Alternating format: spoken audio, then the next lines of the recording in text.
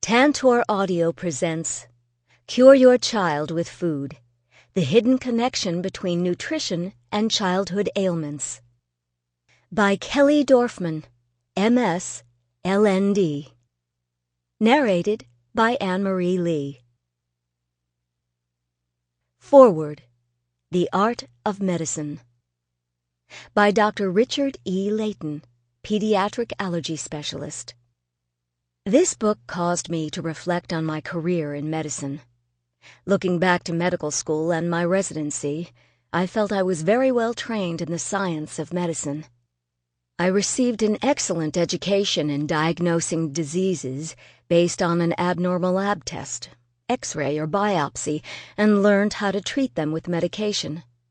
I was taught to recognize the symptoms of many illnesses, to know when someone needed surgery, and how to tell if a situation was an emergency. These were the priorities. The result? Doctors, such as myself, are better at treating disease than looking for its underlying cause. In other words, we're well trained in the science, but not the art of medicine. In my opinion, when a medical problem is subjective and there are no lab tests to confirm a diagnosis, many patients receive substandard care. For example, if a patient complains of multiple gastrointestinal symptoms, which could include bloating, erratic bowel movements, and heartburn, but his gastrointestinal workup, including endoscopy, colonoscopy, and various sonograms, yields normal results, he is often told, "You have irritable bowel syndrome." Essentially, the doctor is saying, "I have not found the specific cause of your problems, so this is your diagnosis." The same holds true for a patient who complains of fatigue. If her lab work comes back negative, she is told, "You have chronic fatigue syndrome." Similarly, a patient who has muscle and joint pain but does not test positive for an autoimmune disorder such as lupus is told, "You have fibromyalgia." There really are patients with irritable bowel syndrome, chronic fatigue syndrome, and fibromyalgia, but it's my belief that at least 80% of patients who receive these diagnoses actually have undiagnosed complaints that do not fit the science/disease model we learn in medical school. I practiced primary care pediatrics from 1972 to 1987 before specializing in kids with allergies. When I found parents asking me, "Why is my child on so many antibiotics?" or "Does my child really need to be on Ritalin for ADHD?"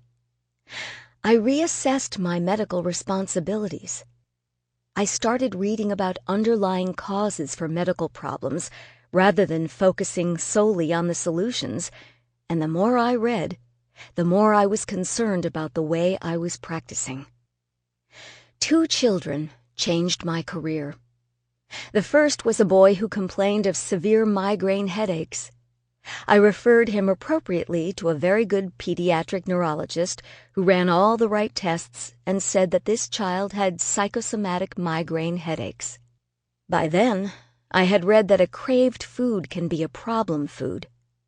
I asked the boy's mother, "Is there any food your son eats every day?" She said, "He loves peanut butter."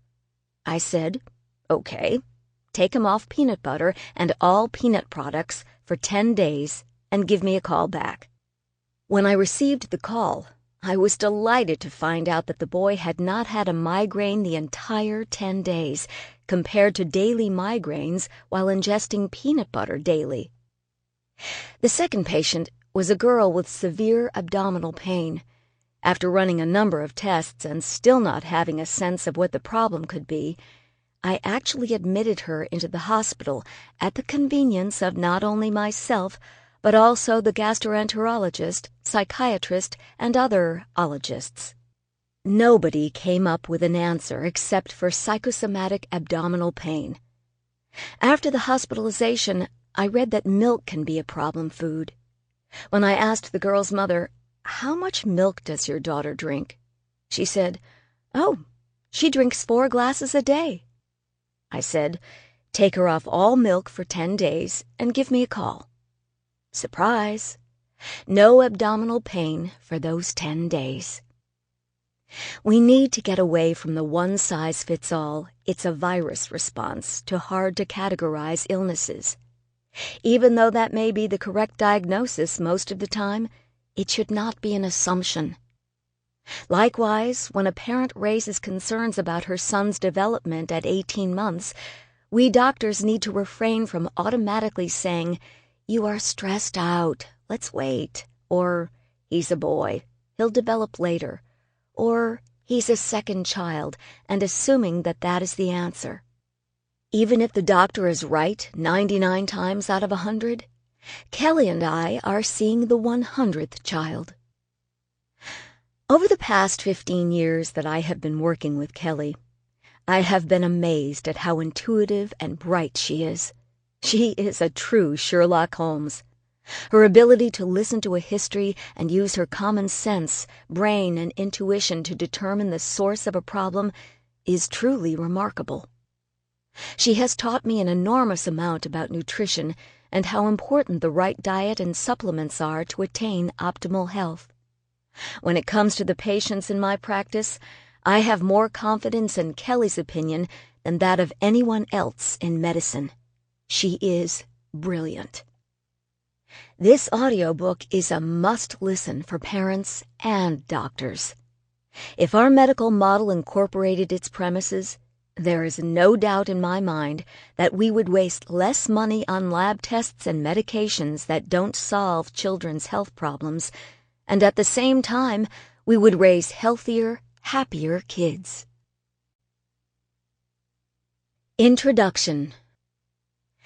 Have you ever wondered why your son keeps getting ear infections? Are you uncomfortable giving him so many antibiotics? Does your child look pale and pasty and get sick often? Have you ever worried that your moody daughter who lives on pasta and apple juice is malnourished, despite your doctor's assurance that she's fine because she's on the growth chart? Have you ever suspected that your son's inattentiveness may have something to do with how little he sleeps and how much sugary food he eats? These concerns may seem difficult to address and like part of everyday parenthood, but they can disrupt the fabric of a child's and a family's life. For the past 29 years, I've been working directly with the families of thousands of children of all ages, from newborn babies to teenagers to kids home from college, fielding such questions about the reasons behind seemingly innocuous but otherwise untreatable childhood behaviors and conditions. These children are referred to me by their stymied physicians, frustrated specialists, concerned teachers, and other parents of children with whom I've worked, as well as by word of mouth that seems to have spread from the East Coast to the West. The average family in my practice has consulted between 3 and 5 medical experts before seeking my advice. They come to me because they have reached the end of the line with ineffective treatments for their child's ailments and need a new, more successful way to approach his or her health problems. Indeed, the bodies of today's children are under fire from environmental pollutants, additives in processed food, viruses messing up their developing neurological systems, and reactions to commonplace foods that can cause behavioral, psychological, and physical symptoms. This generation of children has the highest rate of food allergies, obesity, behavioral and emotional disorders, autoimmune disease, and learning issues ever recorded. What have I been offering to these children and their concerned parents? Simple yet scientifically supported nutritional solutions that address, mitigate, and sometimes even erase both the symptoms and the causes of such stubborn health problems as food allergies, reflux, constipation, picky eating, attention issues, moodiness, behavioral difficulties, lack of energy, sleeplessness, and learning disabilities. Of course, you will not be surprised to know that as a nutritionist with decades of experience, I believe in the power of good foods, vitamins, and minerals to create better health, growth, and development in children. But what may be unfamiliar to you is the degree to which nutrition plays a role in healing ordinary conditions and extraordinary situations, from earwax buildup to reflux, from temper tantrums to chronic tummy aches, from odd social behavior to pervasive anxiety. Yes, in many cases, these situations stem from nutritional deficiencies or negative reactions to certain food groups. Many years ago, when I first began realizing the extent of the nutrition crisis in our country's children, I was distraught. Why weren't families getting proper nutrition advice? Was our healthcare system so backward that it couldn't provide essential, scientifically supported nutrition information to parents? I took this frustration and decided to channel it for good. I not only began to delve into the most cutting-edge published research on the effect of nutrition on behavioral, emotional, physical, and learning issues that commonly occur in children, but I co-founded a nonprofit organization called Developmental Delay Resources to help parents and professionals find safe biological treatments for attention, behavioral, and cognitive issues. I was committed to taking on this challenge and reaching as many of these kids as possible. And even though many of the children I've treated have experienced remarkable recoveries, I know there are thousands more out there who need this same information. It's for this reason that I have written this book. Cure Your Child with Food is for those of you who have been looking for a way to navigate and sort through all the new information about nutrition, from omega-3 fatty acids to vitamin C. As parents, we are inundated with nutritional information, but no single place succinctly applies it to specific childhood health concerns. What do I do exactly? I teach parents how to think about health and become the chief investigator in the unsolved mystery behind their child's elusive condition. In most cases, these children not only experience a reversal of debilitating symptoms, but discover the power they have over their own health, all by adding missing vitamins or minerals, avoiding foods that their bodies can't tolerate, or taking a supplement that their brains need to function properly. Cure Your Child with Food is for parents who want to be proactive participants in their children's health, confident about and able to implement the most cutting-edge, scientifically supported nutritional advice available today. It's also for those of you who want alternatives to relying on over-the-counter medicines and prescriptions that may or may not work and have their own side effects. If you feel in your gut that something is upsetting your child's stomach or affecting his ability to sleep, calm down, or focus, then you are probably right. And the strategies and insights that I've gathered here will enable you to follow that gut feeling and find real, healthy ways to get your child on the right track so he can grow, physically, emotionally, and intellectually to his full potential. This nutritional advice can truly change your child's health destiny. A few things to know about this book. Cure Your Child with Food is very practical. It shows you how to uncover the clues behind your child's health problem and find an accurate nutritional treatment immediately. This book does not take on every single disease or ailment that can occur to your child. Rather, it focuses on those that can be treated or reversed with nutrition. You will find stories from my case files that will help you follow the clues to unravel symptoms such as the following: chronic ear infections, rough, patchy skin and eczema, picky eating, earwax buildup, chronic stomach aches, constipation, and diarrhea, lack of growth and delayed development, attention problems including both dreaminess and hyperactivity, speech delays, weird social behavior, temper tantrums, mood swings, and other mood and behavioral problems. Each case also highlights a core principle that you as parents can use as a general guideline when beginning to understand and then address your child's situation. These principles will empower and guide you as you become more comfortable with the process of detecting, identifying, and then finding the best way to address your child's health problem. Even though you can certainly jump to a specific chapter that relates to a current condition that is affecting your child, I encourage you to listen to this audiobook from start to finish. You will find all sorts of information that you never realized could help cure the constant tummy aches your 10-year-old complains about, or finally settle down your hyper 8-year-old before he drives you all crazy.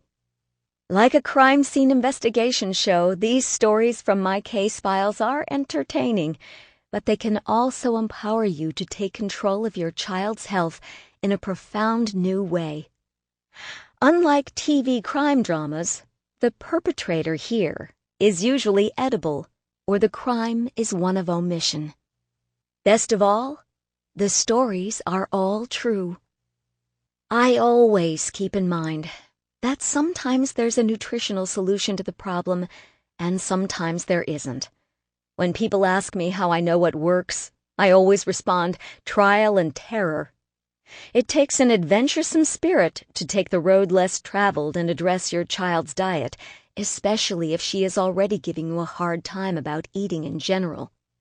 For that picky eater, you will find my EAT program, a time-tested, completely practical way to help your child open her mind to new foods and slowly but surely integrate more healthy choices into her diet. As I mentioned at the outset, many of the parents with whom I work begin this process with a bit of trepidation. Although the ideas are exciting and potentially life-changing, doubts may begin to surface. What if my doctor objects? I worry that I will be experimenting on my own children. Or, as one mother nervously asked me recently, how can I get the grandparents on board? They'll never understand how dairy can be bad and will never support taking it out of their grandchild's diet. Indeed, I know from experience that when a parent says, "I don't want to experiment on my child," that is code for, "I'm not comfortable with this idea yet."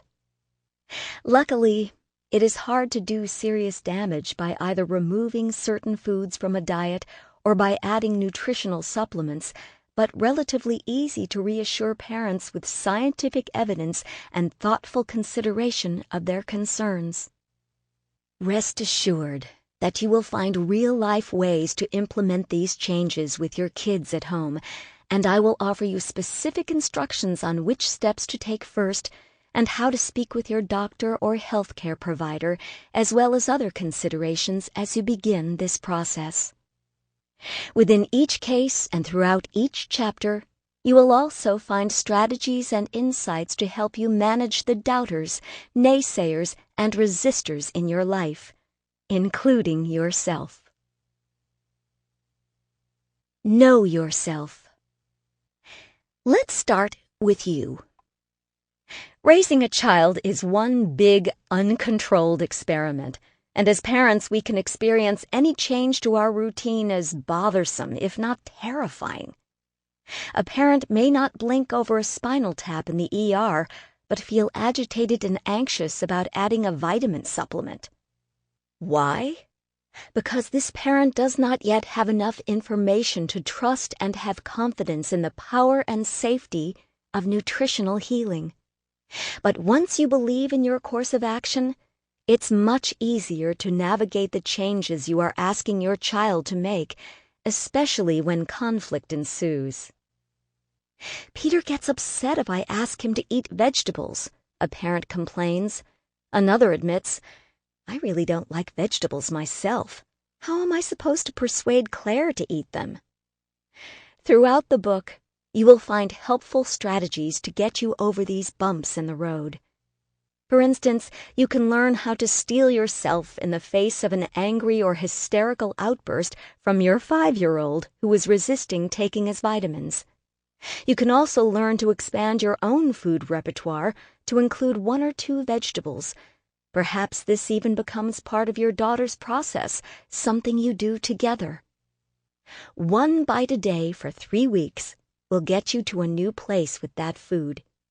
I've seen these strategies work again and again, and they can work for you.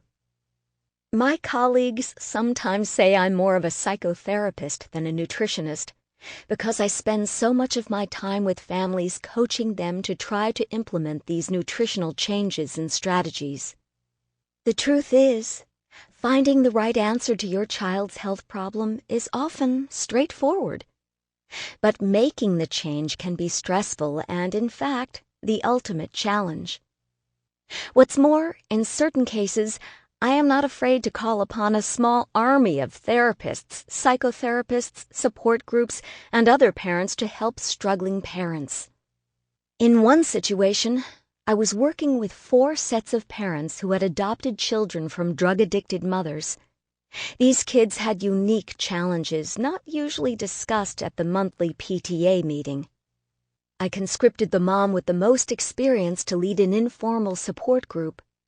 Each member benefited from hearing about the other's issues and learned from their attempts to improve their children's lives. I can say this from all my years of working with nutrition and families. Once parents get a taste of success, their child stops complaining about near constant stomachache, or he starts going to the bathroom regularly without the help of laxatives, or his mood suddenly but consistently transforms from Yosemite Sam to Care Bear. They will feel newly confident that they are doing what's best for their child. Of course, parents may still encounter the occasional doubting spouse or relative. When I can, I invite parents to arrange appointments for the uncertain party so he or she has the opportunity to voice concerns and ask questions. In the grandparent case mentioned earlier, the mother intuitively suspected that her son's frequent ear infections and illnesses were caused by dairy sensitivity, and her 7-month-old was already starting down the same road with a 2-month-long antibiotics-resistant infection. Why not ask Grandma to help with the trial period of no dairy so she can also provide feedback? Does she think Jack is feeling or looking better? Involving doubters in the process is often a helpful and savvy way to gain their support. You will discover quickly that you are not alone in your worry and concern about seemingly common childhood problems. Together, we will not only find the best way to address your child's symptoms, but also arm you with the courage, compassion, and confidence to lead your child and your family on a path of greater health and well-being. Part 1. Nutrition Detection at Work. Chapter 1. How important is nutrition, really? Few parents start out with the goal of feeding their children toaster pastries for breakfast and peanut butter crackers for lunch, yet an astonishing number, if my practice is any indication, end up there. How many exactly? Hard to say, because so many of them are hiding in shame. These are not uneducated people. They are doctors, lawyers, and professionals. One high-powered executive with a master's degree in business came to speak to me about her son, whose diet consisted almost entirely of candy bars and pretzels. He was, no surprise, not functioning in school or at home, and the many medications they had tried were not working. She felt so guilty and was so defensive that I could not find a neutral area where we could have a conversation about how to help him. She heard every suggestion, no matter how mild, as a referendum on her mothering skills. "He won't do it," she insisted. "I have tried." The scenario of a typical diet gone bad starts at age 2, when a sleep-starved mother hands her red-faced, screaming toddler a cracker or cookie so he will just shut up. The action is not seen as a long-term solution, but a rare treat for a bad day. But little crackers and cookies work like a charm for toddlers. They melt in the mouth, can be held in the hand for maximum control. They are like toddler crack. The baby is happy. He stopped fussing at church. At Grandma's birthday party, everyone remarked on how well behaved he was. Yes, he refused to eat lunch, but that was a special occasion. And aren't all toddlers picky? No, they are not. If you give them only the good food you want them to eat, they will eat good food. However, once salty or sweet food is introduced, and the child is at an age when it's developmentally appropriate to assume some control over what he puts in his mouth, then a bad habit will unwittingly begin, and things will go downhill from there. If the snack food is in the house, the child quickly learns that he can refuse dinner and scream until the preferred food appears. Few of us have the energy or patience at 6:30 at night to deal with a hysterical child. Besides, the rest of the family is trying to eat dinner, and isn't it better for the baby to eat something, even if it is junky, than nothing? A good mother does not let her child go hungry, right? The final mental argument is that fighting about food causes eating disorders. Isn't this back and forth arguing about what to eat harmful to a child? This is how good moms and dads, under the guise of not letting their child go hungry and avoiding food fights, lay the foundation for bad eating. The 2-year-old, under the chemical influence of highly flavored food and heady with newfound personal power, self-selects his own diet from this time forward. Radical solution? Don't have anything in the house you don't want your child to eat. Nutrition to the rescue. If there is one idea I want you to take away from this book, it's this. Nutrition is important.